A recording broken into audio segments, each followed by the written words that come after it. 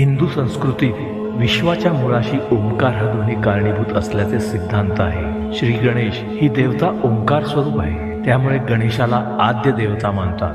गणपतीपुळे येथील श्री गणेशाचे स्थान हे यापैकीच एक आहे। या स्थानाचे वैशिष्ट्य इथल्या असीम सृष्टी सौंदर्यात दडलेलं आहे। गणपतीपुळे येथे संकष्टी चतुर्थीला विशेष महत्त्व आहे। या दिवशी गणपती बाप्पाच्या दर्शनासाठी आणि पूजेसाठी भाविक मोठ्या संख्येने येथे येतात। ओम भद्रं कर्णेभिः शृणुयाम देवाः भद्रं पश्चिमाक्षिर्यजत्राः स्त्रीरैरङ्गैस्तुष्टुवान् सस्तनूभिः व्यशेमदेवहितं यदायुः। गणपतीपुळे मंदिराला प्रदक्षिणा घालण्यासाठी भाविकांना गणपती मंदिराच्या मागच्या बाजूस असलेल्या डोंगराला प्रदक्षिणा घालावी लागते। या डोंगराला प्रदक्षिणा करणे म्हणजेच गणपतीपुळे मंदिराची प्रदक्षिणा।